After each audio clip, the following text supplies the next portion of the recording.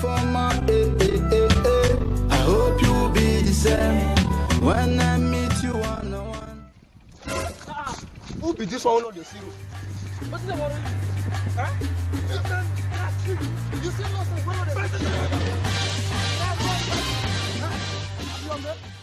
hope you don't enjoy you.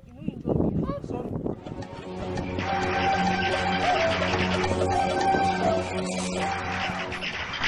What? FUNKE? FUNKE? Jesus is Lord.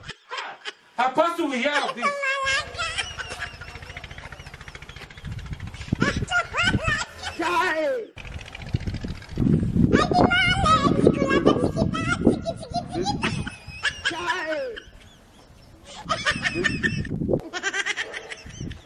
What?